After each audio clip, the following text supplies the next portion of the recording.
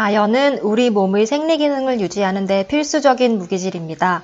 항산화 작용과 면역에 관여할 뿐 아니라 세포 성장과 생식 기능의 성숙, 효소 반응 등 여러 가지 작용에 필요합니다.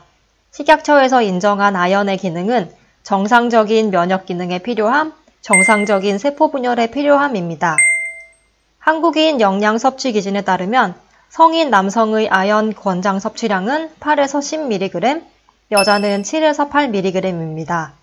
세계보건기구 WHO에서 제안한 아연의 상한 섭취량은 성인 남성 45mg, 여성 35mg입니다. 영유아에게 아연이 부족하면 성장 지연이나 면역 기능 저하가 나타날 수 있습니다. 성인의 경우 탈모, 설사, 식욕 부진 등이 나타날 수 있으며 상처가 더디게 났거나 음식 맛을 제대로 느끼지 못하는 미각 이상이 나타날 수도 있지요. 아연은 염증 반응을 억제하고 면역력을 높여주는 데 관여하기 때문에 아연 결핍 시 각종 병원균에 대한 면역력이 저하되어서 감기와 같은 감염성 질환에 걸리기 쉽습니다. 아연은 각종 식품에 널리 포함되어 있기 때문에 심각한 아연 결핍증이 나타나는 경우는 드뭅니다. 하지만 영유아나 어린이의 경우 성장 속도가 빠른 만큼 아연 필요량이 증가하기 때문에 아연 결핍이 일어날 가능성이 높습니다. 아연은 단백질이 풍부한 식품에 많이 들어있습니다. 특히 굴에 많이 들어있으며 육류나 가금류 등 동물성 식품에 풍부하게 들어있습니다. 곡물이나 채소류에는 비교적 적게 들어있는데 곡물 중에 들어있는 피틴산은 아연의 흡수를 저하하기 때문에 곡물이나 채식 위주의 식습관을 가진 경우라면 아연 보충에 신경을 써주는 것이 좋습니다. 곡류의 배아나 외피에 많이 포함되어 있기 때문에 도정하지 않은 현미나 통밀을 섭취하는 것이 좋습니다. 아연은 감기 증상을 줄이는 데 효과적인 것으로 알려져 있습니다. 감기 치료 목적으로 아연을 복용하는 경우는 녹여 먹는 형태인 아연 로젠지에 대한 연구가 많이 이루어져 있습니다. 국내에서는 많이 사용하지 않는 제형이기 때문에 다소 생소하게 느껴질 수는 있겠습니다. 이 논문에 따르면 감기에 걸린 후 24시간 이내에 아연을 복용하는 경우 감기가 좀 더 빨리 낫는다고 합니다. 충분한 효과를 얻기 위해서는 아연을 복용하는 방법이 중요한데 로젠지 한 알당 아연 9에서 23mg 정도가 포함되어 있어야 하며 아연 글루코산염 형태나 아세트산 아연 형태가 좀 더 효과적이라고 합니다. 아연 로젠지 하나를 15분에서 30분 정도 천천히 복용하며 하루 6번에서 10번 정도 복용하는 것이 좋다고 합니다.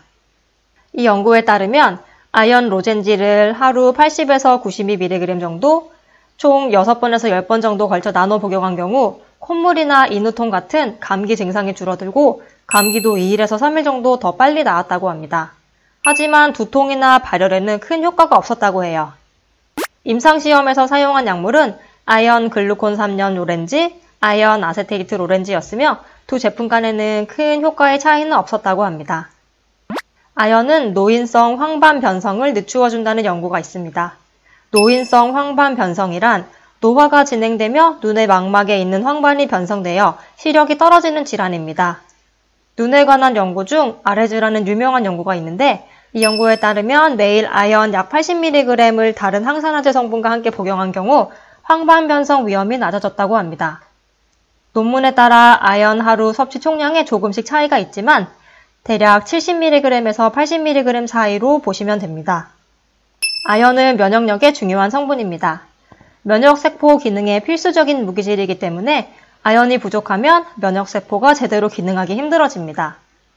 아연이 고령층에서 감염 위험성을 줄여주고 면역 반응을 향상시켜 주었다는 연구 결과가 있습니다.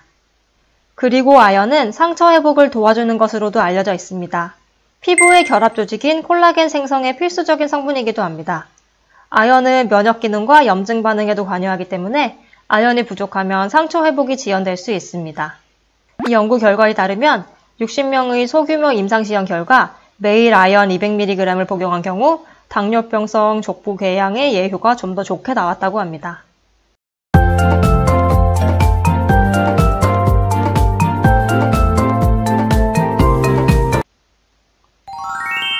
아연을 너무 과하게 섭취할 경우 메스꺼림, 설사, 두통 등의 증상이 나타날 수 있습니다.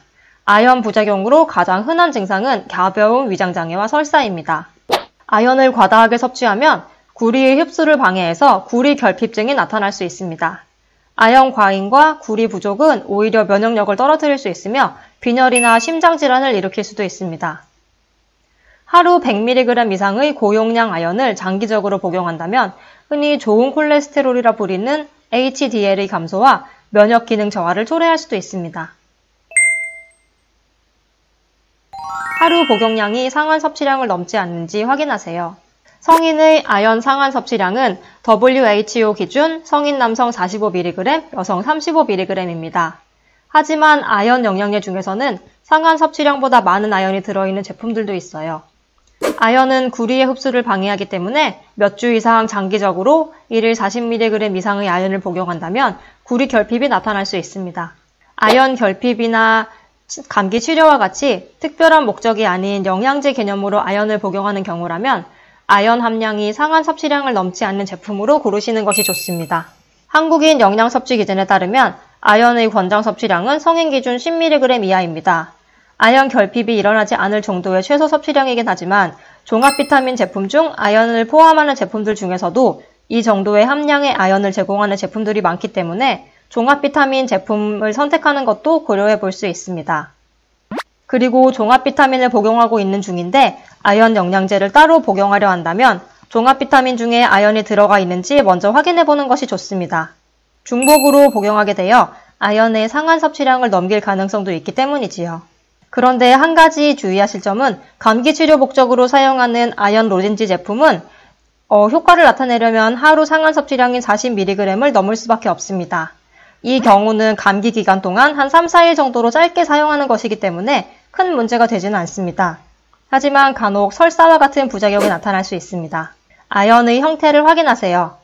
아연은 아연과 붙어있는 염의 형태에 따라 다양한 형태로 출시됩니다. 아연이 이온 혼자 존재할 수 없기 때문에 안정화시키기 위해 아연에 붙어있는 것을 염이라고 하는데 황산아연, 글루콘산아연 등 종류가 매우 다양합니다.